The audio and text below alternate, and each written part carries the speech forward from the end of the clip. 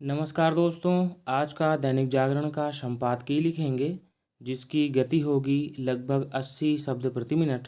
Dictation start होगी 5 second बाद। Start.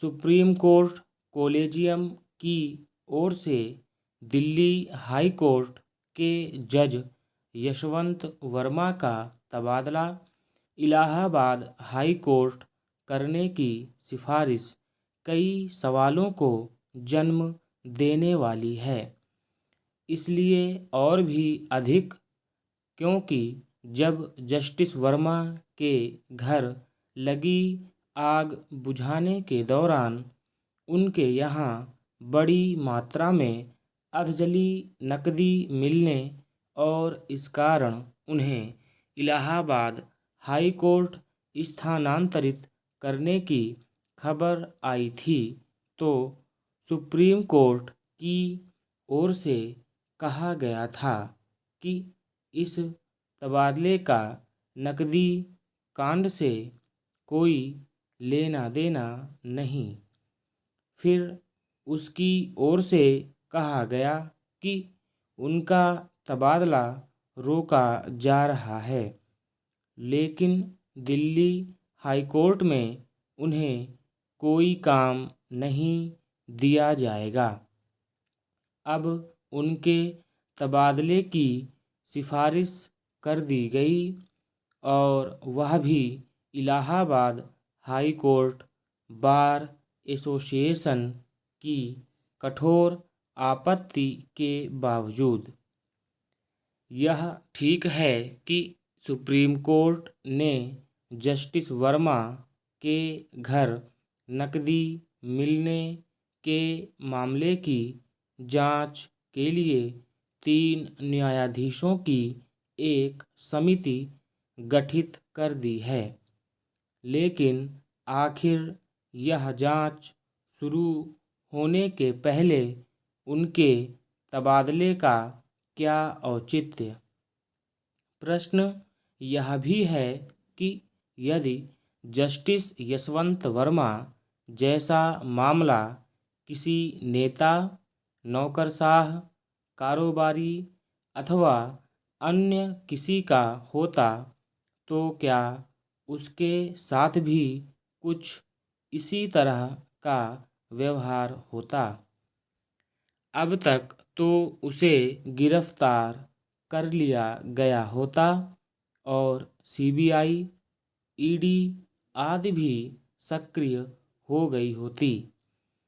आखिर एक जैसे मामलों में दो तरह का आचरण क्यों? क्या यह विचित्र नहीं कि जस्टिस वर्मा के मामले में अभी तक कोई एफआईआर दर्ज नहीं की गई है? क्या इसकी ज़रूरत इसलिए नहीं समझी गई कि मामला हाई कोर्ट के न्यायाधीश का है? आखिर आम जनता को ऐसे किसी नतीजे पर पहुंचने से कैसे रोका जा सकता है कि उच्चतर न्यायपालिका के न्यायाधीशों के लिए अलग नियम हैं और शेष अन्य के लिए अलग? यह सही है कि उच्चतर न्यायपालिका के न्यायाधीश विशिष्ट व्यक्ति होते हैं, लेकिन इसका यह मतलब तो नहीं हो सकता कि उनके संदर्भ में नियम कानून भी विशिष्ट हों। यह दोहरापन तो लोकतंत्र और संविधान के बुनियादी सिद्धांतों के खिलाफ है।